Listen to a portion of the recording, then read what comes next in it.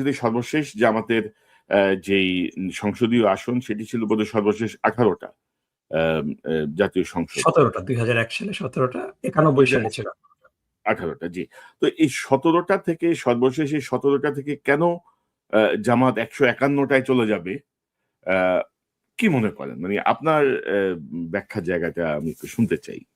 এটা নিয়ে ধরেন জনগণের একটা কৌতূহল আছে। হঠাৎ করে জামাত কেন ভাবছে যে তারা সরকারে যাবে, বা জনগণ কেন মনে করছে যে জামাত সরকারে যাবে? 17 থেকে 151 ইটস এ বিগ জাম্প। অবশ্য মাঝখানে সময়ও গেছে, ধরেন প্রায় 25 বছর ধরেন মাঝখানে চলে গেছে, 24-25 বছর। আপনার কাছ থেকে শুনি। জি, অনেক ধন্যবাদ সরোর ভাই, সরোর ভাই। তো প্রথমে আমি সবাইকে, দর্শকদেরকে শুভেচ্ছা জানাতে চাই, তাদেরকে আশ্বস্ত করতে চাই যে আমাদের সম্মানিত আমিরা জামাত ডক্টর শফিকুর রহমান তিনি বলেছেন যে আজকে হলো লাইলাতুল গুজব, এবং গুজবই হলো কাপুরুষদের শেষ অস্ত্র।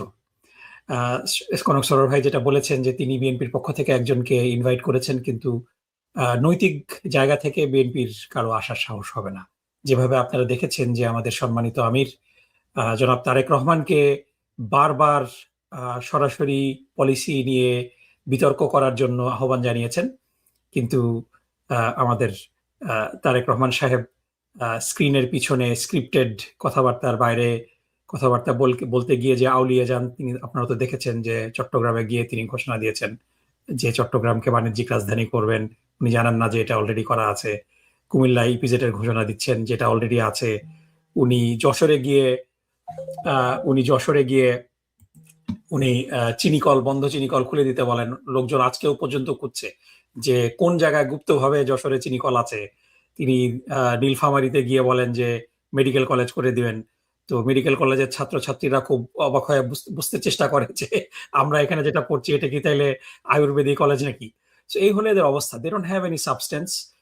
তারা শুধুমাত্র এই গুজবের ভিত্তিতে খুব ন্যাক্কারজনক ভাবে তারা, এগেন আমি আপনার সাথে যে কথা বলছিলাম যে একজন সাংবাদিকের একটা বিশ্বাস থাকতে পারে, একটা দলের প্রতি সহানুভূতি থাকতে পারে, উইচ ইজ পারফেক্টলি অলরাইট, এটা নিয়ে কোনো অসুবিধাই নেই।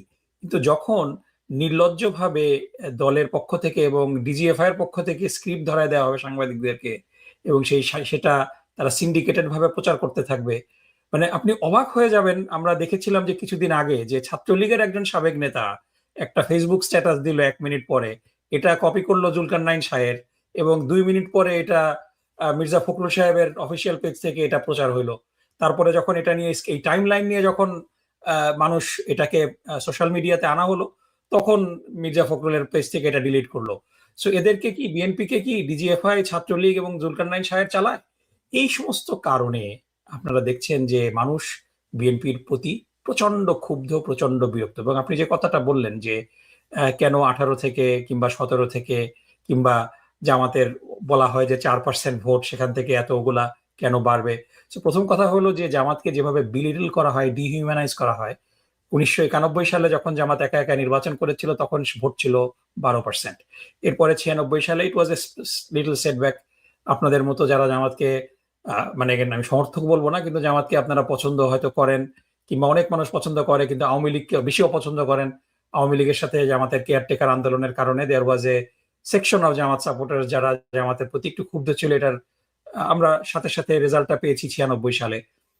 কিন্তু এটা কিন্তু ভোটের পার্সেন্টেজ কিন্তু খুব বেশি কমেনি, 12 থেকে কমে 10% নেমে এসেছে। কিন্তু এটা কিন্তু সলিড একটা ইয়ে ছিল। তারপরে 2001 সালে যে নির্বাচনটা হয়েছিল, সেই নির্বাচনে তো জামাত মাত্র 30টা সিটে নির্বাচন করেছে। এখন 30টা সিটে নির্বাচন করে 4% ভোট পাওয়া, ইটস এ বিগ ডিল। তার মানে 270টা সিটে কি জামাতের কোনো সমর্থন নেই? সুতরাং জামাতকে যে মার্জিনালাইজ করে রাখা হয় যে ঠিক আছে তোমাদের 4%-এর বেশি ভোট নাই, এটাও একটা বুদ্ধিভিত্তিক ব্যাংক্রাপসি, বুদ্ধিভিত্তিক একটা দেউলিয়াপনা। তারা জানে যে সেই 91 সালে জামাতের যে 12% ভোট ছিল সেটা থেকে বেড়েছে। কিন্তু কনক ভাই, রিয়ালিটি হলো যে যখন একটা দ্বিদলীয় সিস্টেম থাকে, তখন কিন্তু তৃতীয় দল যতই শক্তিশালী হোক, সেই তৃতীয় দলের সমর্থকরাও কিন্তু দুই দলের এক দলকে ভোট দেয়, কারণ তা না হলে পরে ভোটটা অপচয় হবে। আমেরিকাতেও নির্বাচনে আপনি দেখেছেন যে রিপাবলিকান ডেমোক্রেটদের বাইরে গ্রিন পার্টি, লিবারেটেরিয়ান পার্টি যতই ভালো থাকুক না কেন, এরা কিন্তু ভোট পায় না। সেম থিং ব্রিটিশ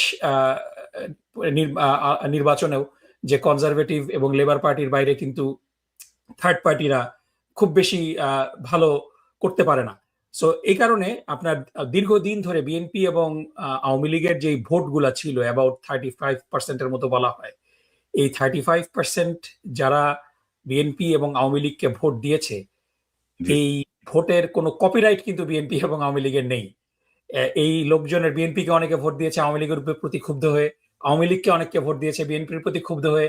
সো এই জায়গাটা আমাদেরকে খেয়াল রাখতে হবে যে যখন একটা দ্বিদলীয় বাইনারি একটা চয়েস থাকে, তখন সবাই যারা ভোট দেয় তারা সবাই সেই দলকে ভালোবেসে ভোট দেয়, বিষয়টা এটা না, নেগেটিভ ভোটও আসে।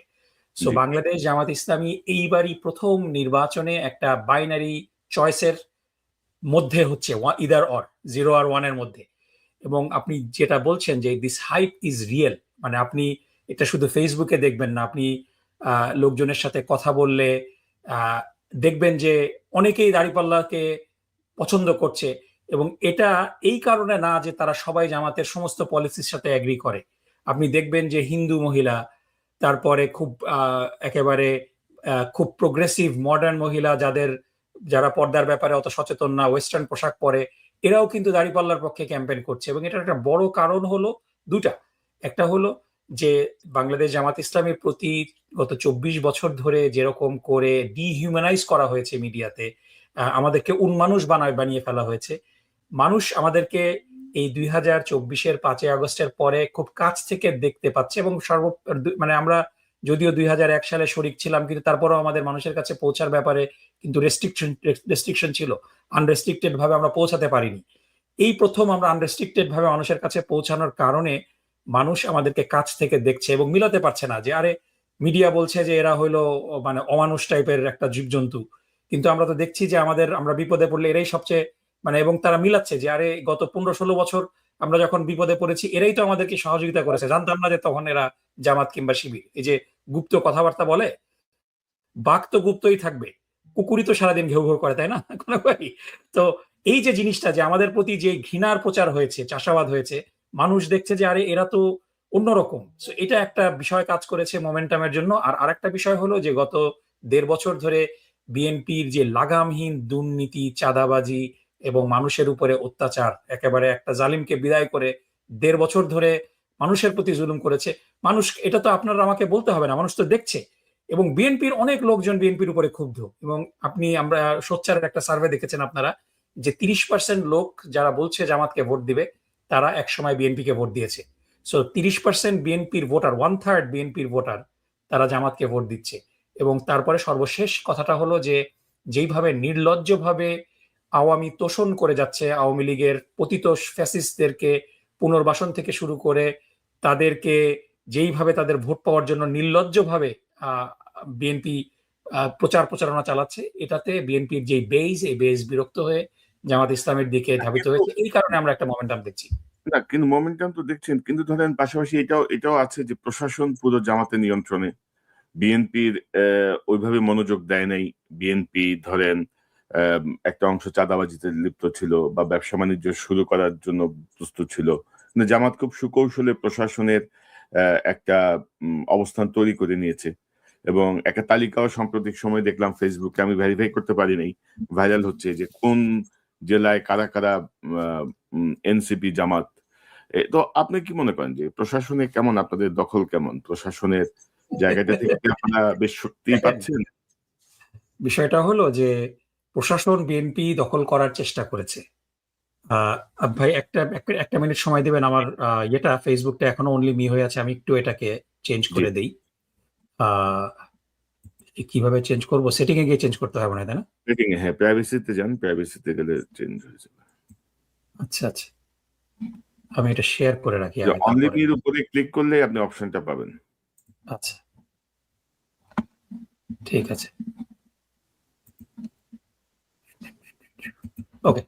সো যেটা বলছিলাম যে দেখেন প্রশাসনকে কিন্তু বিএনপি দখল করেছে। আপনি দেখেন জামাতের কোনো ব্যক্তি প্রশাসনের সাথে সম্পৃক্ত ছিল এই নির্বাচনে কি প্রতিদ্বন্দ্বিতা করছে? আপনি দেখেন রাষ্ট্রের সর্বোচ্চ আইন কর্মকর্তা আসাদুজ্জামান সাহেব, তিনি ঝিনাইদহে বিএনপির এমপি ক্যান্ডিডেট। শুনুন যে আপনি আপনাদেরকে দেখেন বলছি, হ্যাঁ হ্যাঁ হ্যাঁ, আপনি জি দেখেন যে বিশ্ববিদ্যালয়ের ভিসি গুলা এই যে জাহাঙ্গীরনগর বিশ্ববিদ্যালয়ের ভিসি, মানে এর মতো নির্লজ্জ লোক আর মনে হয় কোথাও নাই। তিনি তারেক রহমান সাহেবকে বলেছেন যে বাংলাদেশের প্রথম শিশু মুক্তিযোদ্ধা। তিনি ইয়েকে কি বলে ওর নাম, তিনি মানে এমন অবস্থা করেছেন যে তারেক রহমান সাহেব যেদিন বাংলাদেশে এসেছেন, তিনি সেই তারেক রহমানের বাসের সামনে সেলফি তুলতে গিয়ে তিনি সেনাবাহিনীর হাতে প্রহরিত মানে পিটানি খেয়েছেন পর্যন্ত। এইরকম দলবাজ লোকজন বিএনপির আছে, এবং যারা বিএনপির এই অন্যায় আবদার গুলাকে রক্ষা করতে পারছে না, তাদেরকে এই জামাত ট্যাগ দেওয়া হচ্ছে। আপনি দেখেন ঢাকা বিশ্ববিদ্যালয়ের যিনি ভিসি নিয়াজ সাহেব, ইনি কিন্তু কোনোভাবেই জামাতের সাথে সম্পৃক্ত না, বরং উনি, আপনি যদি ওনার মানে অতীত দেখেন, বরং বিএনপির প্রতি ওনার কিছুটা সফট কর্নার আছে।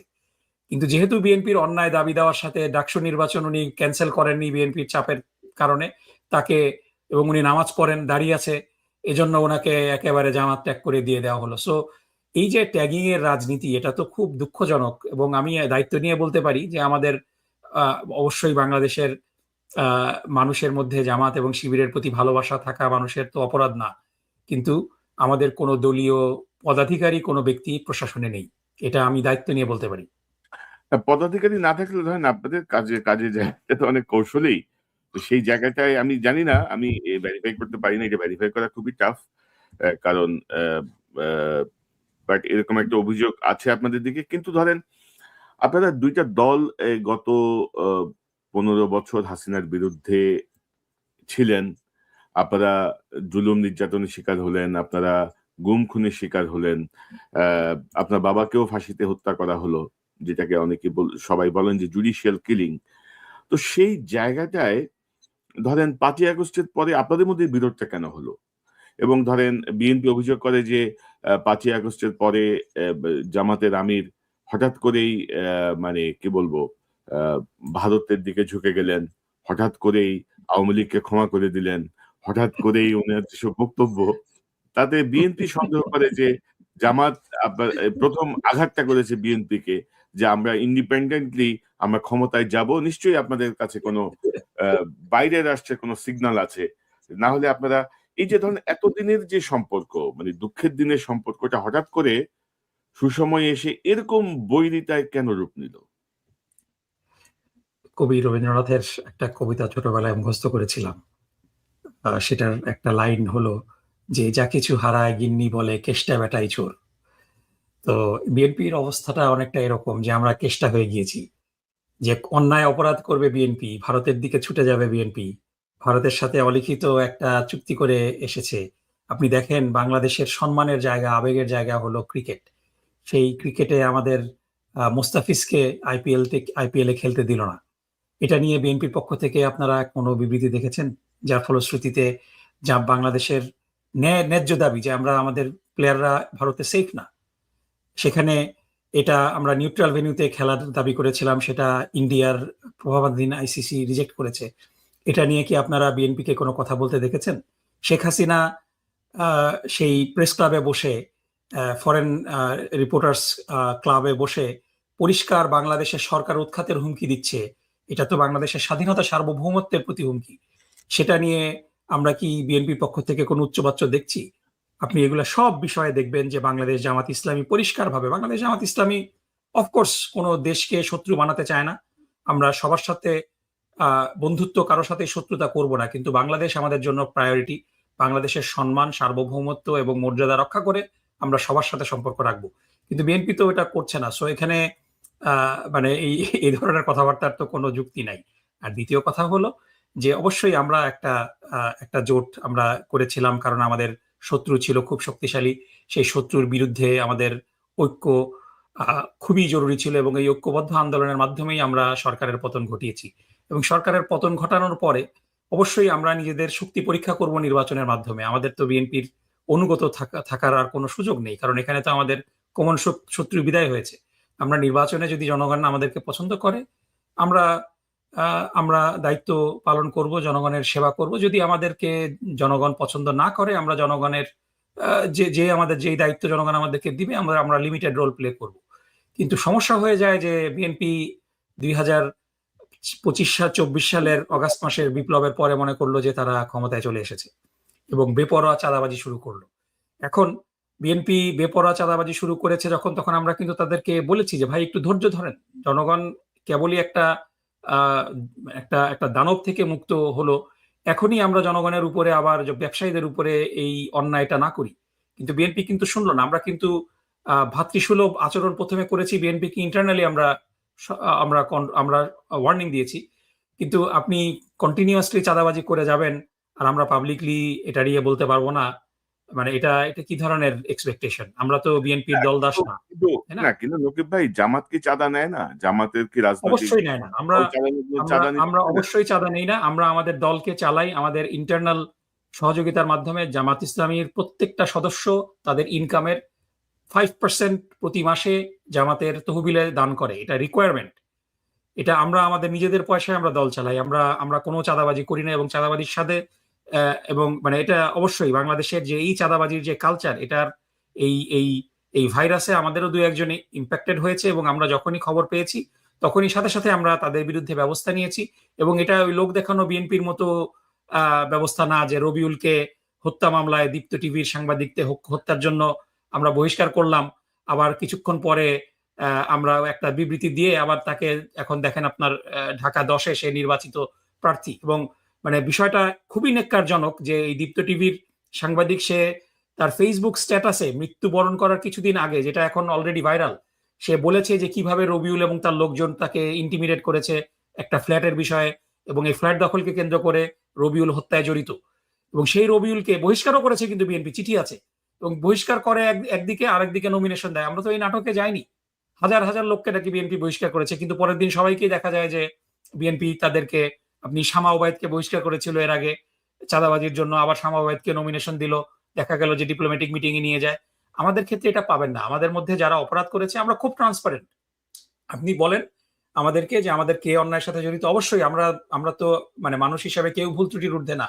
কিন্তু আমরা ব্যর্থহীন কণ্ঠে যেটা বলি যে আমাদের মধ্যে কেউ যদি ভুল ত্রুটি করে তার দায় দায়িত্ব দল নেবে না, পিরিয়ড। আমরা অন্যায়, চাঁদাবাজি, দুর্নীতির বিরুদ্ধে যুদ্ধ ঘোষণা করেছি, এবং বাংলাদেশের জনগণকে সাথে নিয়ে আমরা একটা দুর্নীতিমুক্ত বাংলাদেশ গড়ে তুলব। সেইখানে আমাদের দলের কোনো কর্মী, কোনো নেতা যদি দুর্নীতিতে জড়িত হয়, আমরা আমাদের কাছে প্রমাণ দিন, আমরা তার বিরুদ্ধে ব্যবস্থা নেব। এখানে আরো একটা কথা বলে রাখি যে আমরা তো এফবিআইও না, আমরা ডিবি পুলিশও না। আমাদের কাছে যদি কেউ কোনো অভিযোগ দেয়, এটা যদি আমরা মানে খুব ওভারওয়েলমিং এভিডেন্স না থাকে, আমরা তো এটা তদন্ত করতে পারবো না। আমরা অনেক অভিযোগ পাই, আমরা আমাদের লিমিটেড ক্যাপাসিটিতে তদন্ত করে দেখি যে এটাকে আমরা বিশ্বাসযোগ্য মনে করতে পারছি না, তো ব্যবস্থা নেওয়ার তো সুযোগ নেই, তাই না? কিন্তু যদি মিনিমাম আমরা কারণ আমরা তো এখানে তাকে জেল জরিমানা করছি না, আমরা দল থেকে বহিষ্কার করছি, এবং তারপরে এটা যদি কোনো ফৌজদারি অপরাধ হয়, পুলিশের দায়িত্ব বাদ বাকি কাজগুলো করা। এবং আমরা বেশ কিছু, আমাদের এর সংখ্যাটা খুব বেশি না, দু একজন, কিন্তু সমস্যা হলো যে ওই সাদা কাপড়ে ছোট্ট একটা দাগ পড়লেও কিন্তু অনেক দূর থেকে দেখা যায়, যার কারণে আমাদের কিছু বদনাম হয়েছে।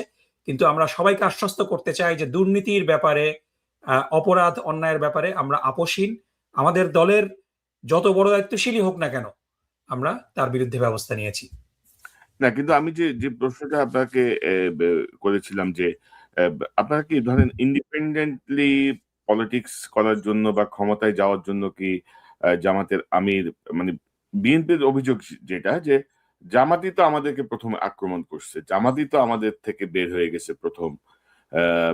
জামাতের এই মানে একটু জায়গাটা, আমাকে একটু খুলে বলবেন কিভাবে আক্রমণ করলো, কিভাবে বের হয়ে গেল?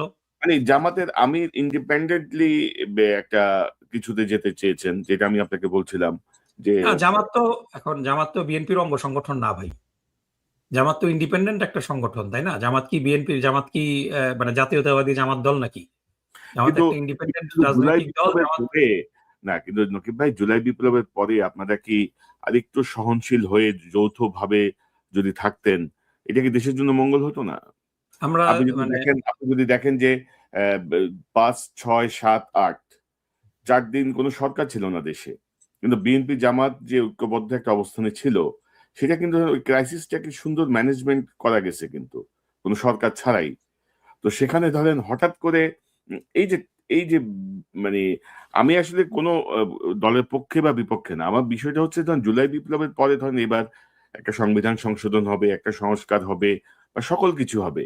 সেই জায়গাটা আমি ঐক্যমত্যের জায়গাটার কথা বলছি আরকি। না, অবশ্যই ঐক্যমতের জায়গায় তো আমরা সর্বোচ্চ চেষ্টা করেছি, কিন্তু বিষয়টা হলো যে আপনি যেটা রেফারেন্স দিচ্ছেন আমি বুঝতে পারছি যে ডাক্তার শফিকুর রহমান সাহেব একটা প্রাইভেট মিটিং এ, খুব ছোট্ট একটা মিটিং এ ডাক্তারদের সাথে মত বিনিময়ে তিনি কিন্তু কারো নাম উল্লেখ করেননি।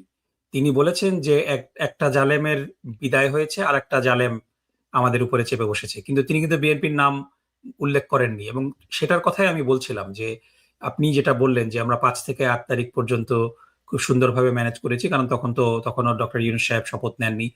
এবং তারপরেই একেবারে আপনার সবগুলা টেম্পো স্ট্যান্ড বিএনপি দখল করে ফেললো। এখন মানুষের কষ্ট হচ্ছে, মানুষের কষ্ট পাওয়ার কথা কি আমরা বলতে পারবো না বলেন? আর আপনি যদি ঐক্যের কথা বলেন, আহ, এই ঐক্যটা তো একেবারে একটা ডিসফাংশনাল ঐক্য ছিল একদম শুরু থেকেই। আপনি যদি দেখেন যে 2008 সালের নির্বাচনের পরে আমাদের নেতৃবৃন্দ অন্যায়ভাবে গ্রেফতার করা হলো, আমাদের নেতৃবৃন্দকে অন্যায়ভাবে ফাঁসি দেওয়া হলো। ডেফিনেটলি 2013 সালে বেগম খালেদা জিয়া পাবলিকলি সেই হেফাজতের প্রোগ্রাম থেকে শুরু করে সেই সময়গুলোতে তিনি পরিষ্কারভাবে বলেছেন যে ইনারা জামাতের নেতৃবৃন্দদের নাম ধরে তিনি বলেছেন যে উনারা অপরাধী না। কিন্তু 2013 সালের পর থেকে যখন ক্র্যাকডাউনটা শুরু হলো, তাদেরই কলিগ খালেদা জিয়ার বক্তব্য তো আছে, তিনি পাবলিকলি বলেছিলেন ম্যাডাম খালেদা জিয়া তার প্রতি অসম্ভব শ্রদ্ধা পোষণ করে বাংলাদেশ জামাত ইসলামী। কিন্তু জামাত ইসলামীর একে একে নেতৃবৃন্দকে ফাঁসি দেওয়া হলো। আপনার চোখে কি বিএনপির পক্ষ থেকে কোনো বিবৃতি এসেছে? আমার বাবাকে হত্যা করা হয়েছে জুডিশিয়ারির মাধ্যমে। আমাকে তো বিএনপির কোনো শীর্ষ নেতা ফোন করে, ইভেন পাবলিকলি ঠিক আছে আওয়ামী লীগের ভয়ে, আপনি আওয়ামী লীগের নির্যাতনের ভয়ে কথা বলতে পারেন না, মেনে নিলাম, কিন্তু প্রাইভেটলি তো কেউ ফোন করে বলতে পারতো যে ভাই আমরা খুব দুঃখিত, কিছু করতে পারলাম না। উল্টা মির্জা আব্বাস কিন্তু শাহবাগে গিয়েছিল, আপনার মনে আছে? জি। আপনি তখন সে সময় দেশে ছিলেন। মির্জা আব্বাস শাহবাগে গিয়েছে। সো বিএনপি জামাতের পিছনে ছুরিকাঘাত এবং তেরোই মানে আপনার সেই 11ই মে 2013 সালে যে একেবারে একটা আন্দোলন মানে একেবারে সফলতার দ্বার প্রান্তে পৌঁছে গিয়েছিল, সেখানে বিএনপির বিশ্বাসঘাতকতার কারণে আমরা কিন্তু সফল হতে পারিনি। এবং তারপর থেকে বিএনপি যত অবরোধ করেছে, বেগম খালেদা জিয়ার বাসার সামনে বালুর ট্রাক রেখে দেওয়া হয়েছে। সেই বালুর ট্রাক সরানোর জন্য ছাত্র শিবিরের ঢাকা বিশ্ববিদ্যালয় থেকে ছাত্র শিবিরের ছেলেরা গিয়ে প্রতিহত করার চেষ্টা করেছে, গুলিবিদ্ধ হয়ে নিহত হয়েছে। বিএনপির একজনকে কিন্তু আমরা পাইনি। সো তখন থেকে কিন্তু অবিশ্বাসটা শুরু, যে বিএনপি এক্সপেক্ট করতো যে জামাত, এবং বিএনপির রাগটা জামাতের উপরে ছিল যে জামাত কেন নিজেরা মার খেয়ে বিএনপিকে ক্ষমতায় না আনে। আমরা তো বিএনপির জন্য ভাই মার খাবো না, কারণ খেয়েছি। 2014 থেকে 16 সাল পর্যন্ত আমাদেরকে একেবারে শেষ করে দেওয়া হয়েছে। আমাদের উপরে যে চরম দমন পীড়ন চালানো হয়েছে, সেই দমন পীড়নের মানে 1%ও বিএনপির উপরে চালানো হয়নি, বরং বিএনপির সেই সময়ের শীর্ষ নেতা মির্জা আব্বাস সাহেব, সাদেক হোসেন খোকা সাহেব মরহুম, তারা কিন্তু বিএনপির সাথে একটা ডিল করে বাইরে অবস্থান করছিলেন, ব্যবসা বাণিজ্য চালিয়ে গিয়েছেন। মির্জা আব্বাসের ঢাকা ব্যাংক থেকে শুরু করে সবকিছুই কিন্তু তাদের ব্যবসা বাণিজ্য সব ইন্ট্যাক্ট ছিল। আমাদের ইসলামী ব্যাংক থেকে শুরু করে আমাদের পত্রিকা সবকিছু দখল করে। So we lost everything. আমরা কিন্তু বিএনপির কোনো সহযোগিতা পাইনি, বরং বিএনপি আমাদেরকে ডিস্টেন্ট করেছে এই যুক্তিতে যে জামাত যদি বিএনপির সাথে আন্দোলনের সাথে থাকে তাহলে পরে নাকি আমেরিকা বিএনপিকে ক্ষমতায় আনবে না, এই ধরনের উদ্ঘট কথাবার্তা। ইভেন আপনি দেখেছিলেন যে 2018 সালের যে নির্বাচন হয়েছিল, সেই নির্বাচনে জামাত ইসলামীকে ডিরেজিস্টার করার কারণে জামাত নির্বাচন করতে পারছিল না স্বতন্ত্র প্রার্থী ছাওয়া ছাড়া। বিএনপি জামাতকে যে কি তুচ্ছ তাচ্ছিল্য করেছে, জামাতের দায়িত্বশীলদেরকে নমিনেশন দিয়ে সেই নমিনেশন ক্যান্সেল করে শরিক দলকে দিয়েছে, মানে যেই পরিমাণ নোংরামি করেছে বিএনপি, এটা আনপ্রেসিডেন্টেড। This is unprecedented. এবং তারপরে আপনি ইভেন 2024 সালের আগেও আন্দোলনে বিএনপি এক্সপেক্ট করে যে বিএনপির মানে খালেদা জিয়া তখন অসুস্থ ছিলেন ম্যাডাম, ফখরুলকে তিনি ধমকিয়েছেন যে জামাতকে কেন আন্দোলনে আনো না। তারপরে ওই ধমকানি খেয়ে ফখরুল এসে আমাদের হামিদুর রহমান আজাদ সাহেবের কাছে বসে মন খারাপ করেছিল যে ভাই আপনারা আমাদের সাথে আসেন না কেন। হামিদ ভাই বলছেন যে আমরা তো আসতেই চাই, আপনারা তো আমাদেরকে নেন না। তখন সে বলে যে আপনারা আসবেন কিন্তু স্টেজে আসবেন না, বুঝেনি তো আপনারা আসলে আমাদেরকে পশ্চিমা বিশ্ব সমর্থন দিবে না। সো এই যে ডিসরেসপেক্টটা বিএনপি করেছে পদে পদে, যে জামাতকে কাজে লাগাতে চায়, কারণ বিএনপির তো সেই স্ট্রিট পাওয়ার নাই, বিএনপির তো সেই কর্মী বাহিনী নেই। মানে বিএনপি চেত যে জামাত বিএনপির হয়ে লাঠিয়ালের ভূমিকা পালন করবে, দ্যাটস নট গনা হ্যাপেন এনিমোর। এবং আন্দোলনের পরেও বিএনপি যখন আমাদের আন্দোলন যখন সাকসেসফুল হয়েছে, বিএনপি এক্সপেক্ট করেছে যে ওই জামাতকে যেভাবে কর্নারে ওদের বুদ্ধিজীবীরা মনে করে যে জামাতকে ওই 5%-এর মধ্যে বন্দী করে রাখবে। কিন্তু বাংলাদেশ 2001 সালের পরে পরিবর্তিত হয়েছে। বিএনপি এখনো 2001 সালে কিন্তু আটকে আছে, মনে করছে যে 2001 সালে তাদের যে জনসমর্থন ছিল। এবং খুব ফানি জিনিস, আপনি যদি বিএনপির ইশতেহার দেখেন, বিএনপির ইশতেহার কিন্তু ওই 2001 সালের ইশতেহারকেই তারা কপি পেস্ট করেছে। প্রত্যেকটা জিনিস 2001 সালে যে ওয়াদাগুলা করেছে সেই আবার এই ওয়াদাগুলা করছে, মনে করে যে বাংলাদেশের মানুষের কাছে 2001-এর ইশতেহার নেই।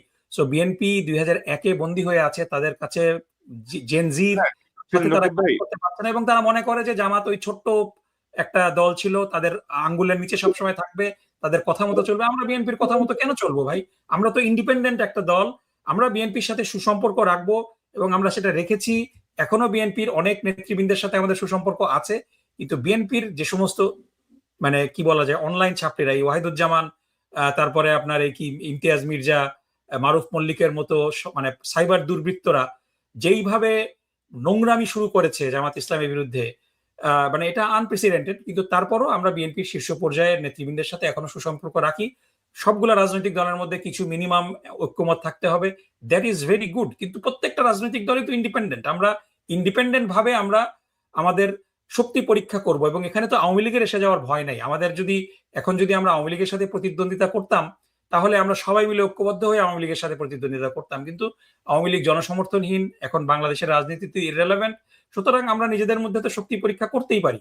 এখন বিএনপির চেয়ে যা বাংলাদেশে জামাতের প্রতি জনসমর্থন বাড়ছে, এটার জন্য যদি বিএনপি ঈর্ষান্বিত হয়ে থাকে, আমাদের তো করার কিছু নাই। মানে না দে আর কিন্তু নট আওয়ার বস, আমরা তো ভাই, বিএনপির দলদার ভাই, না। আমরা আমরা গত বিশেষত ধরেন আমরা যদি বলি যে বাংলাদেশে একটা ইসলামিক দলের জন্য বা ইসলাম বেসড একটা দলের জন্য বিশ্ব কতটুকু প্রস্তুত, আপনাদের পর্যবেক্ষণটা কি? এবং ভারতের গত কয়েক মাসের বা গত 15 দিনের যে টক শো বা পত্রিকার নিউজ বা সবকিছু, তারা উদ্বিগ্ন যে বাংলাদেশে, তারা চায় না যে বাংলাদেশে একটা ধর্মভিত্তিক দল বা ধর্মীয় ঘরানার কোনো দল ক্ষমতায় আসুক। তো ওয়ার্ল্ড কতটুকু প্রিপেয়ার্ড যে জামাত ক্ষমতায় আসলে বৈশ্বিক রিয়াকশন কি হতে পারে? আপনাদের এনালাইসিস কি, আপনাদের পর্যবেক্ষণ কি? আমি যতটুকু জানি যে আপনারা ইতিমধ্যেই মানে গুরুত্বপূর্ণ দেশগুলোয় আপনাদের যোগাযোগ করেছেন, আপনাদের সঙ্গে সেই যোগাযোগগুলো আছে। আমি একটু জানতে চাই যে আসলে অবস্থাটা কি। প্রথম কথা হলো, আমরা রাজনীতি করি বাংলাদেশের জনগণের জন্য। সো বাংলাদেশের জনগণ যেটা চাবে সেটাই ফাইনাল। এখন ভারত কি চাইলো সেটা যদি আমাদেরকে বুঝে চলতে হয়, তাহলে তো আজকে শেখ হাসিনা ক্ষমতায় থাকতো। ভারতের তো ওই ক্যাপাসিটি নাই ব্যালট বক্সে গিয়ে ভোট দেওয়ার। ভারতের সবচেয়ে বড় অ্যাসেট যেটা, সেটা ছিল শেখ হাসিনা, সেই অ্যাসেটকেই তো তারা প্রোটেক্ট করতে পারে নাই। সুতরাং ভারত কি চেলো না চেলো এটা বাংলাদেশের জনগণ কেয়ার করে না, বরং এটাকে আমরা একটা ব্যাজ অফ অনার হিসেবে নেই যে বাংলাদেশের মানুষ ভারতের আধিপত্যর বিরোধী, বাংলাদেশের মানুষ ভারতের দাদাগিরির বিরোধী, এবং বাংলাদেশ জামাত ইসলামী ভারতের ব্যাপারে সবচেয়ে বেশি আহ অনমনীয় এবং সবচেয়ে বেশি বাংলাদেশের জনগণের অধিকার রক্ষা করতে পারবে, এটা এই বিশ্বাসের কারণেই ভারত জামাত ইসলামীকে ম্যানেজ করতে পারবে না, এই কারণেই তাদের এই অস্বস্তি। আর সবচেয়ে বড় কথা হলো যে ভাই, দুনিয়াতে এখন যতগুলা আহ, যতগুলা মানে কি বলা যায় যে ফ্যাসিস্ট, রিলিজিয়াস ফ্যাসিস্ট সরকার আছে, তার মধ্যে ভারত সবচেয়ে অন্যতম। ভারতের বিজেপির যেই আইডিওলজি, হিন্দুত্ব আইডিওলজি, সেটা হলো একেবারে একটা ফ্যাসিস্ট আইডিওলজি। তারা প্রকাশ্য মুসলমানদেরকে গরুর গোশত খাওয়ার জন্য লিঞ্চিং করে হত্যা করছে। সো সেই দেশ, এবং ইউএস স্টেট ডিপার্টমেন্টের যে রিলিজিয়াস ফ্রিডম রিপোর্ট, সেখানে ভারতের উপরে নিষেধাজ্ঞার পর্যন্ত প্রস্তাব করা হয়েছে। কিন্তু বৈষয়িক চায়না এবং ইন্ডিয়া ক্যালকুলাসের কারণে আমেরিকা অতটা কঠিন সিদ্ধান্ত নিতে পারে না ভারতের ব্যাপারে। কিন্তু আপনি যদি মানে মানে ধর্মীয় কথা বলেন, তাহলে তো ভারতের চেয়ে অত্যাচারী রাষ্ট্র পৃথিবীতে আর দুইটা নেই। তাদের ওটা অন্য কেউ বলতে পারে, কিন্তু ভারতের পক্ষে তো মানায় না এ কথা, কারণ বিজেপি যেভাবে মুসলিম নির্যাতনের তাদের রেকর্ড, এবং শুধু মুসলিম না, আপনারা দেখেছেন যে খ্রিস্টানদের প্রতিও তারা কিভাবে নির্যাতন করে। এই বড়দিন উদযাপন উপলক্ষে খ্রিস্টান পাদ্রীকে জোর করে গরুর গোবর খাওয়ানোর মতো ঘটনা ঘটেছে।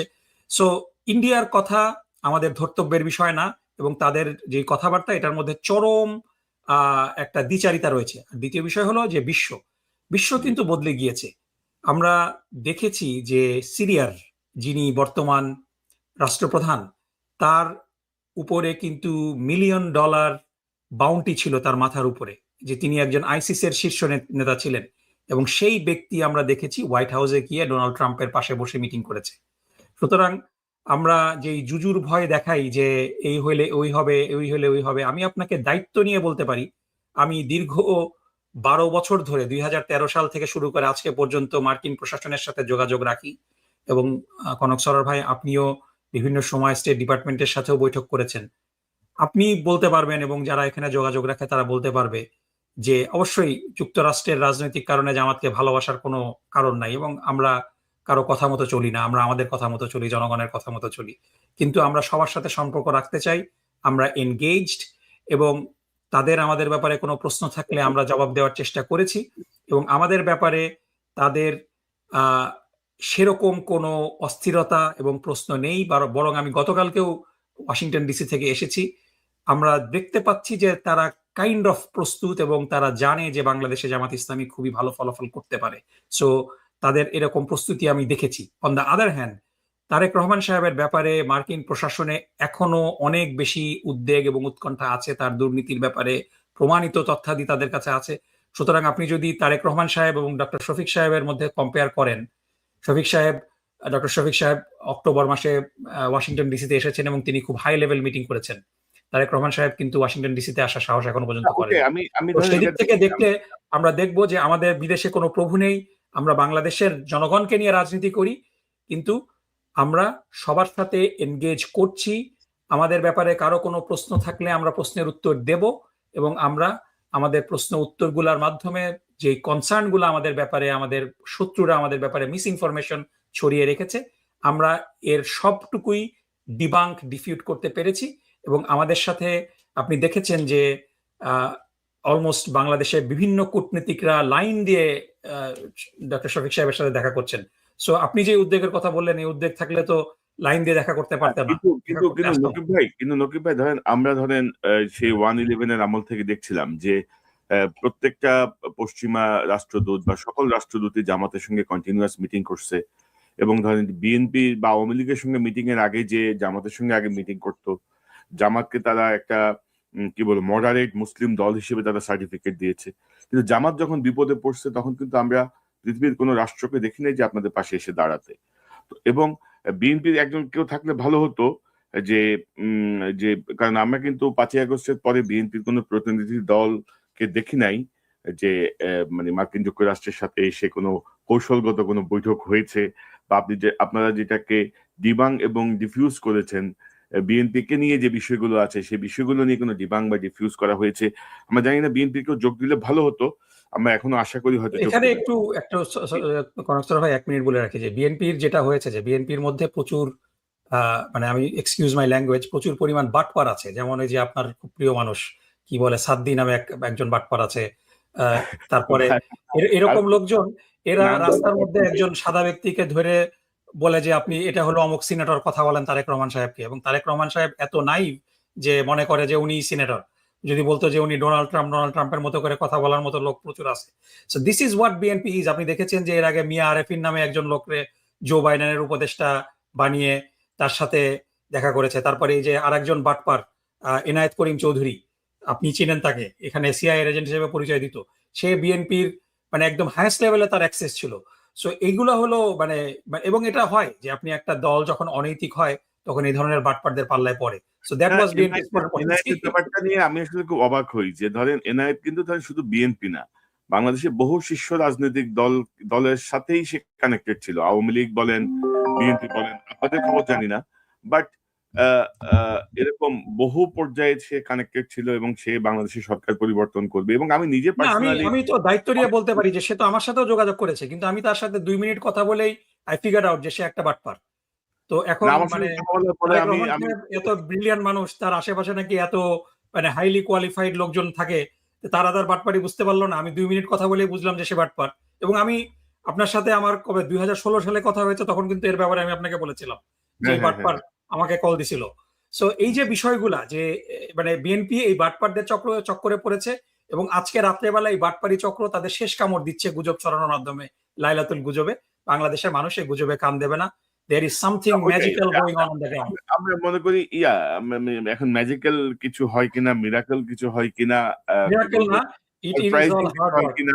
সারপ্রাইজিং আমি সরোয়ার ভাই, আপনি কনক সরোয়ার, আপনি জানেন যে অনেক সময় যেটা হয় যে বিশ্ববিদ্যালয়গুলোতে, আপনি ঢাকা বিশ্ববিদ্যালয়ে পড়েছেন, আপনি দেখেছেন যে মফস্বল থেকে অনেক ছেলেরা আসে যে খুব মেধাবী, প্রচন্ড পরিশ্রম করে, দিনরাত পড়াশোনা করে, তাদেরকে সবাই খুব আন্ডার এস্টিমেট করে, একেবারে মানে সমাজের এলিট যারা থাকে স্পেশালি মেয়েরা তাদের হয়তো কথার উচ্চারণ নিয়ে টিটকারি করে, কিন্তু ওই হার্ড ওয়ার্কের কারণে এরা কিন্তু সাকসেসফুল হয়। বাংলাদেশ জামাত ইসলামের অবস্থাটা কিন্তু এরকম যে আমরা কিন্তু পরিশ্রম করেছি, দীর্ঘ 17 বছর আমরা জনগণের কাছে থেকেছি, নিজেরা নির্যাতন সহ্য করেও। এই 1.5 বছর অসম্ভব পরিশ্রম করেছি। জামাত ইসলামীর প্রতিটি কর্মী গত 1.5 বছর 3-4 ঘন্টার বেশি ঘুমাইতে পারে নাই ভাই। আমরা দরজায় গিয়ে গিয়ে করা নেড়েছি। On the other hand BNP মনে করে যে ইন্ডিয়া বিএনপি কে ক্ষমতায় নিয়ে আসবে, না, অমক ক্ষমতায় এটা নিয়ে আসবে। They didn't do anything. আপনি দেখেন না, তারেক রহমান সাহেব মাত্র 12টি জনসভা করেছে এই জানুয়ারির 22 তারিখ থেকে শুরু করে প্রচারণা শেষ দিন পর্যন্ত। ডাক্তার শফিক সাহেব কতগুলো সমাবেশ করেছে জানেন? একটা আইডিয়া করেন তো। 77। এই কয়েকদিনে তিনি 77টা জনসভা করেছেন এবং প্রত্যেকটা জনসভা আরেকটা জনসভার চেয়ে বড় হয়েছে। এবং শুধু তাই না, তিনি সকালবেলা প্রত্যেকটা দিনই কোনো না কোনো ডিপ্লোম্যাটের সাথে, কূটনীতিকের সাথে ব্রেকফাস্ট করেছেন এবং ওনার নিজ নির্বাচনী এলাকাতে তিনি গণসংযোগ করেছেন। তারেক রহমান একদিনের জন্য গুলশান ঢাকা 17তে গণসংযোগ করেননি। এখন আপনি কাজ করবেন না, আপনি পরিশ্রম করবেন না, আপনি মানে বাটপারদের পাল্লায় পড়বেন, তারপরে আপনি এক্সপেক্ট করবেন যে ভারত এবং আর্মি আপনাদেরকে ক্ষমতায় নিয়ে আসবে। ভাই এটা হয় না, এটা হয় না, মানুষ তো দেখে। না, 5ই আগস্টের পরে আসলে অন্য কোনো ডিপেন্ডেন্সি থাকাটা বোধহয় কোনো রাজনৈতিক দল যদি মনে করে অবশ্যই। সেটি ভুল। কারণ মানুষের, এবং আমি তো মনে করি সকাল থেকে যেই মানুষ বাঁধ ভাঙা জোয়ারের মতো ভোট কেন্দ্রে যাবে, মানে একটা ঈদের আমেজ দেখছি আমি। দেখেন মানুষ হুম। কিন্তু দলে দলে ঈদের মতো গ্রামে চলে গেছে ভোট দেওয়ার জন্য। তো নারী প্রসঙ্গটা নিয়ে বোধহয় আপনারা একটু বেকায়দায় আছেন, এবং শফিক ভাই না না, বেকায়দা থাকবো কেন? নারী প্রসঙ্গটা মানে নিয়ে বিএনপি বেকায়দায় আছে, যার কারণে আমার পর্যবেক্ষণটা বলি, বিশেষ করে ধরেন আল জাজিরার সাথে ইন্টারভিউ, নারী নেতৃত্বের যে প্রসঙ্গ, এবং আপনার উম, আহ, জামাতের আমির সাহেবের যে কর্মঘণ্টা নিয়ে যে বক্তব্য, 8 ঘন্টার জায়গায় 5 ঘন্টা, পাশাপাশি হচ্ছে সর্বশেষ আপনাদের যে এক্স অ্যাকাউন্টের যে বক্তব্য, সবকিছু মিলিয়ে মানে এক ধরনের হয় কি, ধরেন যখন আপনি যখন ধরেন প্রোপাগান্ডা যখন হয় বা গোয়েবলসীয় যে থিওরি, সেই থিওরিও যদি আমি ধরি, একটা মিথ্যা আপনি 100 বার বললে এটাকে অনেকের কাছে সত্য মনে হয়। তো সেই জায়গাটা আসলে আপনারা আপনাদের বক্তব্যটাকে আপনারা মনে করেন যে আপনারা স্পষ্ট করতে পারছেন সাধারণ মানুষের কাছে, নারী ভোটারদের কাছে বিশেষত? এখানে যেটা খুব সিগনিফিকেন্ট, খুব ভালো প্রশ্ন করেছেন যে এই যে আপনি গোয়েবলসের উদাহরণ দিয়েছেন, কিন্তু গোয়েবলস ছিল 45 সালে, আমরা এখন বাস করি 2026 সালে। সো ওই বিএনপি কিন্তু ওই 1945 সালে আটকে আছে। তারা মনে করছে যে একটা মিথ্যা 100 বার বললে পরে এটা সত্যি হয়ে যাবে। কিন্তু এই যে এক্স হ্যান্ডেল নিয়ে মানে এদের এদের এই যারা এই মানে ছাপরি যে সমস্ত বিএনপির উপদেষ্টা আছে, তাদের মাথায় যদি একটু ঘিলু থাকতো তাহলে পরে চ্যাট জিপিটি দিয়ে স্ট্যাটাসটা লিখতো না তারা হ্যাক করে, এবং তারা এরকম একটা অশ্লীল শব্দ ব্যবহার করতো না, যেটা জামাতের আমির কেন কোনো ইভেন মানে জাকপার সভাপতি রাশেদ প্রধানের মতো মানুষও এই ধরনের ল্যাঙ্গুয়েজ ইউজ করবে না।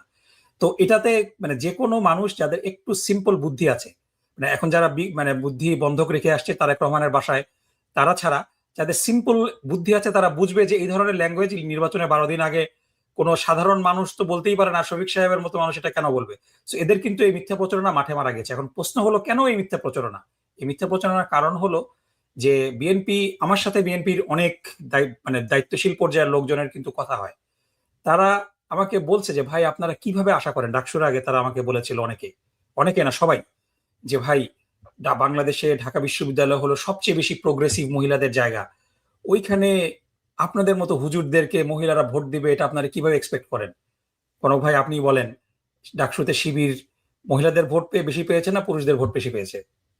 ওভারওয়েলমিংলি রোকেয়া হল, কুয়েত মৈত্রী হল থেকে শুরু করে শামসুন্নাহার হল, এগুলাতে মানে আনবিলিভেবল অ্যামাউন্টের ভোট পেয়েছে। সো এই যে বিষয়টা যে মহিলা হলেই জামাত শিবির বিরোধী হবে, ইটস রং। এবং তারপরে নির্বাচনে আমরা যেটা দেখছি যে যেইভাবে জামাতের মহিলা কর্মীরা দাঁড়ে দাঁড়ে যাচ্ছে, এই কারণেই কিন্তু মহিলাদের উপরে আক্রমণ করা শুরু করেছে বিএনপি। সো বিএনপির যে ক্যালকুলেশন ছিল ওই যে মানে আমরা আমরা হলো গ্রাম থেকে আসা মানে পরিশ্রমী ছাত্র যারা দিন রাত পরিশ্রম করছি, বিএনপি মনে করে যে পড়াশোনা না করে পরীক্ষায় ফার্স্ট হয়ে যাবে। সো তারা মনে করেছিল যে মহিলারা জামাতকে দলে দলে ভোট দিবে, কিন্তু দেখা যাচ্ছে যে সাধারণ মহিলারা জামাতের প্রতি যেভাবে আকৃষ্ট হচ্ছে, এটা বিএনপির মাথা খারাপ হয়ে গিয়েছে। এই কারণে বিএনপিরা মিথ্যা প্রচার করছে। আপনি আল জাজিরার ইন্টারভিউর কথা বলছেন, এটা কি কারোর জন্য কোনো নতুন সংবাদ যে জামাত ইসলামীর প্রধান কোনো মহিলা হইতে পারবে না? মানে বাংলাদেশের, আপনি বলেন, বাংলাদেশের কোনো মহিলা, আপনি একজন মহিলাকে খুঁজে পাবেন যে জামাতের আমির হইতে চায়? বাংলাদেশের কোনো মহিলা বলেন? বাংলাদেশের মহিলারা তো জামাতের আমির হইতে চায় না। বাংলাদেশের মহিলারা চায় তাদেরকে সুরক্ষা করা হোক, তাদের নিরাপত্তা দেওয়া হোক, তাদেরকে সুযোগ দেওয়া হোক, তাদেরকে এম্পাওয়ার করা হোক, তাদের তাদের নিরাপত্তা দেওয়া হোক, সবকিছু। এবং জামাত ইসলামী সেগুলো সবকিছু দিচ্ছে। এবং জামাত ইসলামীতে যত বেশি, একটু এক মিনিট বলি ভাই, জামাত ইসলামীতে যত বেশি কর্মজীবী এবং প্রফেশনাল মহিলা আছে, সেই পরিমাণ কর্মজীবী পুরুষ যদি বিএনপির রাজনীতি করতো, বাংলাদেশের চাঁদাবাজির সমস্যার সমাধান হয়ে যেত কিন্তু ভাই। সো এই যে নারী বিষয়ে বিএনপি একটার পর একটা ধরা খাচ্ছে, এজন্য তারা এক্স হ্যান্ডেল হ্যাক করে আমিরে জামাতের ব্যাপারে একটা নেক্কারজনক একটা মানে ফাউল প্লে করার চেষ্টা করেছে। এবং এটার সাথে ওয়াহিদুজ্জামান জড়িত, আমরা জানি বিএনপির অনেকেই জড়িত। ইনশাল্লাহ এটার একটা বিহিত আমরা করব নির্বাচনের পরে।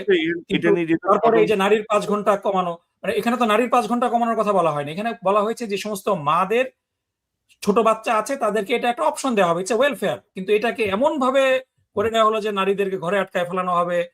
মানে এই যে নেগেটিভ প্রপাগান্ডা এবং এই নারী কেন্দ্রিক প্রপাগান্ডা, এটা হলো বিএনপির একটা ডেসপারেশন।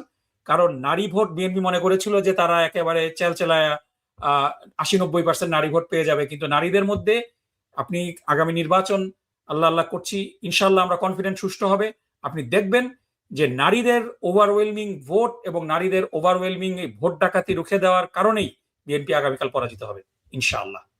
না, কিন্তু আপনারা তো কোনো নারী প্রার্থী দেন না কেন? আপনাদের এত হ্যাঁ, কর্মজীবী এটার জন্য আপনি আমাদের সমালোচনা করতে পারেন। এবং এটা এই সমালোচনা মানে ইটস ভেরি ভ্যালিড। আমরা চেষ্টা করেছি। কিন্তু ভাই আপনি দেখেন যে নারী প্রার্থী তো দিলেই হলো না, আপনাকে একজন প্রার্থী দিলে তাকে তো বিজয়ী হয়ে আসতে হবে। এবং এটা বাংলাদেশে এখনো নারীদের জন্য কতটা ইজি আপনি একটু বলেন। বিএনপি যে 10 জন নারী প্রার্থী দিয়েছে, তারা কি তাদের নিজেদের মানে নারী হিসাবে তারা কি প্রার্থী, নাকি তারা লেগেসি ক্যান্ডিডেট? তারা কেউ বাপের কারণে, তারা কেউ তাদের স্বামীর কারণে, কেউ ভাইয়ের কারণে। প্রত্যেকটা 10 জন আপনি যদি চিন্তা করেন যে তুলি আপা তার সুমন ভাইয়ের কারণে ক্যান্ডিডেট, ইলিয়াস ভাইয়ের ওয়াইফ লুনা আপা ক্যান্ডিডেট, তারপরে হলো ফজলুর রহমান পটলের কন্যা পুতুল ক্যান্ডিডেট, শামা ওবায়দ হলো ওবায়দুর রহমানের মেয়ে। সো এইভাবে যে মানে বিএনপির ক্যান্ডিডেটরা, তারা তো মানে এটা তো তারা তো পরিবারতন্ত্রের কারণে ক্যান্ডিডেট হচ্ছে। তারা কি নারী হিসাবে নারী মানে নারীদেরকে, কর্মজীবী নারী কিংবা বাংলাদেশের কোন নারী সম্প্রদায়কে তারা কি রিপ্রেজেন্ট করে? নো। সো এটা ডেফিনেটলি আমরা নারী প্রার্থী দেওয়ার চেষ্টা করেছি। আমি দায়িত্ব নিয়ে বলতে পারি আমরা বেশ কয়েকজনকে প্রস্তাবও করেছি, তারাও রাজি হননি। কারণ নির্বাচনে একটা আপনার একটু আগে থেকে কাজ না করলে আপনি 4 থেকে 5 লক্ষ, কোনো জায়গায় 8 লক্ষ ভোটারের কাছে অল্প সময়ের মধ্যে পৌঁছানোটা তো খুব চ্যালেঞ্জিং। এ কারণে আমরা পারিনি, এটা আমাদের ব্যর্থতা। এই ব্যর্থতার দায় নিচ্ছি, কিন্তু আমরা চেষ্টা করেছি। ইনশাল্লাহ ভবিষ্যতে আমরা এটা মেক শিওর করবো।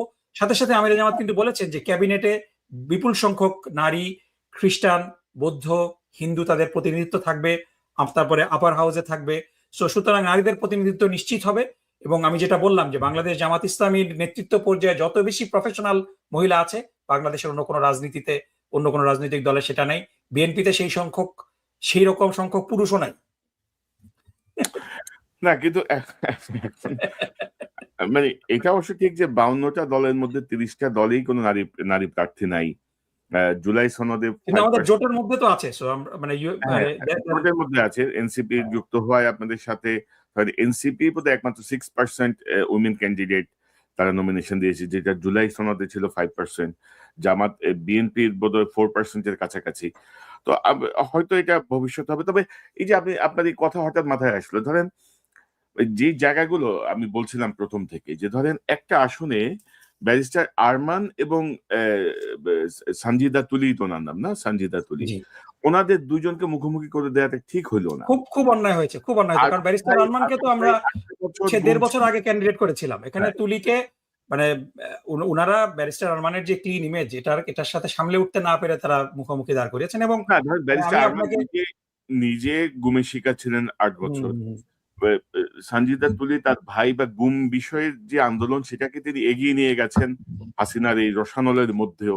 তো দুজনের দুইটা সিগনিফিকেন্ট রোল কিন্তু একই বিষয় নিয়ে। তো অবশ্যই, অবশ্যই। এটা তার আসনও না। মানে এই যে ধরেন মানে এটা এই খুবই জায়গায় ন্যক্কারজনক কাজ করেছে বিএনপি এবং এটা শুধু এটা না মানে আপনি দেখলে অবাক হবেন যে ভাইকে ভাইয়ের বিরুদ্ধে লাগিয়ে দিয়েছে আমাদের কুড়িগ্রামে এক জায়গায় মানে ছোট ভাই জামাতের দায়িত্বশীল তিনি অনেকদিন ধরে ক্যাম্পেইন করছে তার এখানে পরিবারের মধ্যে ভেজাল লাগানোর জন্য এবং ইন্টারেস্টিংলি বিএনপি অনেক জায়গায় প্রার্থী চুজ করেছে জামাতের প্রার্থী এবং তাদের প্রার্থী যাতে একই নাম হয় একটা মানে লোকজনের মধ্যে কনফিউশন হয় এই ধরনের ছোট লোকই চিন্তা ভাবনা কেন বিএনপির না মানে ধরেন আমি ভাই আমি মাঝখানে আমার শোতে আমি বিভিন্ন সময় বলার চেষ্টা করেছি ভাই দেশ কিন্তু 2001-এ নাই মাঝখানে 25 বছর পার হয়ে গেছে তো 2001-এর ওই সময় এই সোশ্যাল মিডিয়াও ছিল না এখন আপনি চাইলে কি কিছু গোপন করতে পারবেন ভাই রাজনৈতিক নেতা হাঁটার সময় কার দিকে তাকাচ্ছে আমার মনে হচ্ছে কেউ কেউ তার চোখের দিকে ক্যামেরা ধরে রাখে অন্য সব বাদ দিয়ে সো সেই জায়গাটায় এখন ধরেন আমি খুব বেশি লম্বা করবো না প্রায় 48 মিনিট হয়ে গেছে আরেকটা বিষয় আপনারা এবার নজিরবিহীন ভাবে একটা হিন্দু প্রার্থীকে মনোনয়ন দিয়েছেন তো যে ধরেন জামাত ইসলামীর যে মূল যেই জায়গা কোরআন হাদিস বা সুন্নাহ সেই জায়গাটার কে তো প্রতিনিধিত্ব করেই না বরঞ্চ তিনি বিপরীত অবস্থানে আছেন তো এটা কি হিন্দু ভোট টানার জন্য বা হিন্দু প্রার্থী মনোনয়ন দিয়ে জামাতের আসলে কি সিগন্যাল দিল বা এটার কোনো সুফল আপনারা পেতে যাচ্ছেন কিনা আপনাদের ইয়েটা কি মানে আমরা প্রার্থী দিলেও বিপদ না দিলে বলবেন যে আমরা ডিসক্রিমিনেট করি আমি কিন্তু আমার নিজের থেকে কিছু বলছি না যে বিষয়টা it's a valid question it's a valid question বিষয়টা হলো যে ডেফিনেটলি জামাত ইসলামী একটা ধর্মীয় দল এবং জামাত ইসলামীর লক্ষ্য উদ্দেশ্য হলো যে আল্লাহ রাব্বুল আলামিনের সন্তুষ্টি অর্জন করার জন্য জামাত ইসলামী কাজ করে এটাই কিন্তু লক্ষ্য উদ্দেশ্য আমরা কিন্তু বাংলাদেশে ক্ষমতা যাওয়ার জন্য রাজনীতি করি না আমরা যে কাজগুলো করি এগুলো হলো আল্লাহর সন্তুষ্টি অর্জনের জন্য having said that Jamaat Islami তো বাংলাদেশে কাজ করে হলো বাংলাদেশের জনগণকে নিয়ে এ কারণে বাংলাদেশের জনগণের মধ্য থেকে যারা আমাদের সাথে আমাদের লক্ষ্য উদ্দেশ্যকে সমর্থন করবে লক্ষ্য উদ্দেশ্য পালন করবে এটা না আমাদের একমত আমাদের যে পলিসিগুলো তার সাথে একমত তাদেরকে কিন্তু আমরা সহযোগী সদস্য মানে তারা মানে পার্মানেন্ট মেম্বার রোকন না কিন্তু তাদেরকে আমরা সহযোগী অ্যাসোসিয়েট মেম্বার আমরা তাদেরকে করার একটা প্রভিশন রেখেছি আমাদের গঠনতন্ত্রে এবং সেই অনুযায়ী আমরা সেই 2000 সাল থেকেই বাংলাদেশ জামাত ইসলামীতে প্রচুর পরিমাণ অমুসলিম আমাদের ভাই বোন আমাদের লক্ষ্য উদ্দেশ্যকে আমাদের পরিকল্পনাগুলোকে সমর্থন করে তারা জামাত ইসলামীতে যোগ দিয়েছে কারণ একটা রাষ্ট্র যখন আপনি পরিচালনা করবেন তখন আপনাকে সবাইকে নিয়েই চলতে হবে এবং এটার একটা প্র্যাকটিস আমরা দল থেকেই শুরু করেছিলাম এবং কৃষ্ণনন্দী উনি হঠাৎ করে উড়ে এসে জুড়ে বসেননি তিনি 2003 সালে জামাতে যোগদান করেছিলেন সহযোগী সদস্য ফর্ম পূরণ করার মাধ্যমে এবং আমরা এখানেও আমরা আরো বেশি কিন্তু সংখ্যালঘু আমাদের যারা আছে আমাদের আমিরে জামাত সংখ্যালঘু বলতে খুব ইতস্তত বোধ করেন তিনি বলেন যে একটা দেশে কেউ লঘু সংখ্যাগুরু হতে পারে না সবাই আমরা বাংলাদেশের নাগরিক আমাদের এই হিন্দু সনাতনী ধর্মাবলম্বী যা ভাই বোন আছেন তাদের থেকে আমরা আরো কিছু কিন্তু প্রার্থী দিতে চেয়েছিলাম কিন্তু তারা পারিবারিক চাপে ইভেন কৃষ্ণনন্দীকেও কিন্তু ভারত থেকে রেগুলার ফোন করে হুমকি টুমকি দেওয়া হয় সো অনেকেই এই চাপ সহ্য করে ক্যান্ডিডেসিটা কন্টিনিউ করার কথা পারিবারিক কারণে বিবেচনায় আনেননি আমরা তাদের সেই সিদ্ধান্তকে রেসপেক্ট করি ভবিষ্যতে আমরা আরো ব্যক্তিদেরকে আনবো এবং আপনারা ইনশাল্লাহ দেখবেন যে জামাত ইসলামী যদি আল্লাহ রাব্বুল আলামিনের রহমতে সরকার গঠন করতে পারে আমাদের যে মন্ত্রিসভা সেই মন্ত্রিসভাতেও বাংলাদেশের সমস্ত জনপদের মানুষ সম্প্রদায়ের মানুষ ধর্মাবলম্বী মানুষের রিপ্রেজেন্টেশন থাকবে কারণ দেশটা সবার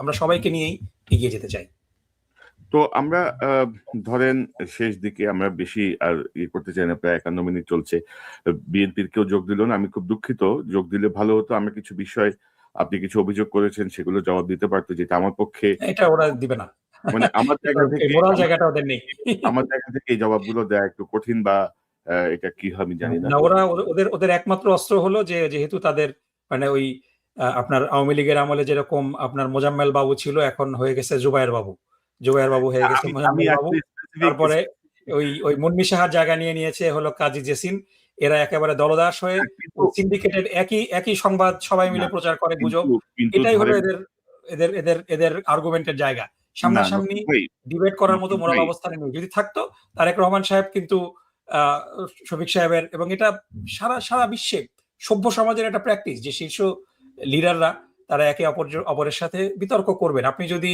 আপনার প্রতিপক্ষের সাথে বিতর্ক করতে মানে স্বাচ্ছন্দ্য বোধ না করেন, ভয় পান, তাহলে পরে বিদেশি রাষ্ট্রপ্রধানদের সাথে আপনি কথা বলবেন কিভাবে, ডিবেট করবেন কিভাবে? সো দিস ইজ মানে এই এটার মাধ্যমেই কিন্তু বিএনপির যে এই নৈতিক পরাজয় তারা স্বীকার করে নিয়েছে। সো গুজব হলো এদের শেষ আশ্রয়। না, কিন্তু ধরেন জুলাই বিপ্লবের পরে আপনাদেরও তো দায় কম না। ধরেন বিশেষ করে ধরেন আমরা দেখেছি যে সব দায় আমাদের ভাই। আমরা কিভাবে মিডিয়া কিভাবে ফ্যাসিস্টকে শক্তিশালী করে রেখেছিল। মিডিয়া তো আপনারা কোনো ভূমিকা রাখেন নাই, যে ফ্যাসিস্টদের দোসররা কিন্তু কিছুদিন মাথা লুকাই ছিল, এখন আবার মাথা তুলে তারা কাজ শুরু করেছে। তো আমরা কিন্তু প্রশাসন বলেন, পুলিশ বলেন, আর্মি বলেন, কোথাও কিন্তু ফ্যাসিস্টদের দোসরদের ওইভাবে চিহ্নিত করে যে সরিয়ে দেয়া, মানে নতুন বাংলাদেশের জন্য মানে আপনার যতটুকু আমরা আপনাদের পক্ষ থেকেও দেখি নাই। না, আমাদের ব্যর্থতা আছে, অস্বীকার করার উপায় নেই, কিন্তু যতটুকু আমরা করেছি সেটা কিন্তু আমাদের চাপাচাপির কারণেই হয়েছে। এবং এই পুরা ফ্যাসিস্টদের মানে কি বলা যায়, লালন পালন তোষণ, এই সবকিছুই করেছে বিএনপি। সো বিএনপির কারণেই আমরা অনেক কিছু করতে পারিনি, বিএনপির কারণেই ছুপ্পুকে আমরা সরাতে পারিনি, বিএনপির কারণেই আমরা অনেক কিছু ডিজিএফআই এর ডিজি সরাতে পারিনি। এবং ওই ডিজিএফআই এর ডিজি এখন মানে একদম মানে উলঙ্গ হয়ে বিএনপির সহযোগিতা করছে। দেখেন জুলকারনাইন শাহের কিভাবে মানে একেবারে রাষ্ট্রীয় গোপন তথ্য পেয়ে যাচ্ছে। এই জিনিসগুলা মানে এই কারণেই বিএনপি এদেরকে সরাতে রাজি হয়নি। এবং বিষয়টা হয়েছে যে আমরা তো ক্ষমতায় নেই, আমরা চেষ্টা করেছি, আমাদের লেভারেজ ইউজ করতে পারিনি দুর্ভাগ্যজনকভাবে। ইনশাআল্লাহ এই মানে আমাদের এই না পারাটা জনগণ আই থিঙ্ক রিয়েলাইজ করছে, যে যার কারণে ইনশাআল্লাহ আমাদের নির্বাচনের পরে আমাদের হাতে যখন আরো বেশি কন্ট্রোল আসবে, ইনশাআল্লাহ আমরা ফ্যাসিস্টকে চিরদিনের জন্য বিদায় করে দিব। এবং এই জায়গাটাতেই ভয়, কারণ এই যে 1.5 বছর ধরে ফ্যাসিস্টদেরকে পুনর্বাসন করতে বিএনপি সাহায্য করেছে, বিএনপি যদি ক্ষমতায় আসে মূলত আওয়ামী লীগকেই ক্ষমতায় আনা হবে। না, এখন ধরেন আমি একটা জায়গায় আপনার সঙ্গে একমত, যে বাংলাদেশের জনগণ ধরেন ডিজিএফআই বা ধরেন সেনাবাহিনী বা ভারত বা এরা যদি এতই শক্তিশালী হতো, তাহলে হাসিনা কিন্তু দেশ থেকে পালাইতো না। ডিজিএফআই তার খেলা খেলবে, সে মিডিয়ারে বলবে এমনে দাও, এই নিউজ দিও না, ওই নিউজ দাও। তো সোশ্যাল মিডিয়া কি ডিজিএফআই মানে এই যে সিন্ডিকেটটা দেখেন আপনি, যে ডিজিএফআই থেকে লিখে দেয় ওই জিনিস জুলকারনাইন শাহের পোস্ট করে, তার আগে হয়তো এটা জুলকারনাইন শাহের আগে ছাত্রলীগের কোনো লিডারের কাছে যায়। সো চেনটা দেখেন, ডিজিএফআই থেকে কিংবা হয়তো ছাত্রলীগ থেকে ডিজিএফআই কে পাঠায়, ডিজিএফআই পাঠায় শাহেরকে, যার কারণে টাইম লাইনে ছাত্রলীগের লিডারেরটা আগে আসে। আমরা কারো নাম ধরে কিছু না বলি। তারপরে এটা এই যে আপনার কাজী জেসিন, তারপরে জুবাইর বাবু, এদের এই যে সিন্ডিকেটেড মিডিয়াগুলোর একই জিনিস, মানে ডিজিএফআই লেখা দেওয়া জিনিস। আমি খুব অবাক হই যে সাংবাদিকদের মধ্যে অনেকেই এখন দেখি যে না ভোটের পক্ষে প্রচারণা চালাচ্ছে। তারা বলছে না ভোট আসলে ভালো হবে। তাদের পয়সা যে তারা পেয়েছে ওটাকে হালাল করছে। মানে আমি এটাতে খুবই ব্যথিত এবং দুঃখিত যে তারা না ভোটের পক্ষে কিভাবে প্রচারণা চালায়। এতগুলো তাজা রক্তের পরে আমরা কোনো সংস্কার চাইবো না। আমরা শাসন ব্যবস্থা, একদিকে তারেক রহমান সাহেব মানে চাপে পড়ে বলেছেন হ্যাঁ ভোটে ভোট দেন, কিন্তু বিএনপির সমস্ত বুদ্ধিজীবী হ্যাঁ ভোটের বিপক্ষে প্রচারণা করছে। সো মানে এটাও মানে অ্যামেজিং একটা জিনিস, যে মানে কথা কাজের মিল যে নাই, প্রার্থীরা না ভোটের পক্ষে প্রচারণা করছে। এবং তারেক রহমান সাহেব এটা বলেছেন কারণ সাদিক কায়েম কলড হিম আউট, যে আপনার যার কারণে পরের দিন তিনি অলমোস্ট বাধ্য হয়ে বলেছেন, কিন্তু এটা জাস্ট লিপ সার্ভিস আমরা দেখছি। না, কিন্তু ওটা যদি হয় ওটার জন্য বিএনপি আসলে বিপদগ্রস্ত হবে। এই ব্যাপারে কোনো কিছু করার নাই, কারণ আমি জুলাই বিপ্লবের বিপক্ষে কোনোভাবেই অবস্থান নিতে পারবো না। আমি সংস্কারের বিপক্ষে কোনো অবস্থান নিতে পারবো না। ইউনূস সাহেবের উপরে আমরা আস্থা রাখছিলাম, উনি ফেলিয়ার, উনি পারেন নাই। এখন আমাদেরকে জনরায়ের ভিত্তিতে যে সরকার আসে তাদের উপর আস্থা রাখতে হবে। এবং যেই আসুক, ধরেন বিএনপি আসুক, জামাত আসুক, এই সংস্কার, এই হ্যাঁ ভোট, এই পরিবর্তনগুলো করতেই হবে ভাই। আর বিএনপি যদি মনে করে যে আমি না ভোট চাচ্ছি, আমি ক্ষমতায় আসলাম, আমি করব না, নো, আপনাকে করতে হবে ভাই, এটার কোনো উপায় নেই। তো ধরেন আমরা শেষ প্রশ্নের দিকে যাই। ধরেন যে হাইপটা জামাতের পক্ষে উঠছে, কালকে ভোট কেন্দ্রে যে দেখা গেল যে ফলাফল উল্টে গেল, জামাত ধরেন বিরোধী দলে যেতে হচ্ছে, সেক্ষেত্রে আপনাদের অবস্থান কি হবে? আপনারা মানবেন এই ফলাফল? দেখেন ভাই, যদি নির্বাচন সুষ্ঠুভাবে সম্পন্ন হয়, কারণ আমরা অলরেডি কিছু ঘটনাগুলো দেখছি, এটা যদি কালকে কন্টিনিউ হয়, ভোট কেন্দ্র দখল হয়, এটা তো আপনারা সবাই জানবেন। সো একটা রিগড ইলেকশন, আমরা তো অবশ্যই এটার প্রতিবাদ করব, অন্যায়ের প্রতিবাদ করতে হবে। কিন্তু নির্বাচন যদি সুষ্ঠুভাবে হয়, অবশ্যই আমরা জনগণের রায়কে মেনে নেব। ভাই, আমরা এর আগে সর্বোচ্চ 18টা সিট পেয়েছি, আমরা যদি 19টা সিটও পাই এটাও তো আমাদের বিজয়। কিন্তু আমরা আশা করছি, আমরা confident it will be very good সুষ্ঠু নির্বাচন হলে, এবং সুষ্ঠু সম্পূর্ণ নির্বাচন হলে জনগণ আমাদেরকে যদি রিজেক্ট করে, that's fine with us as well.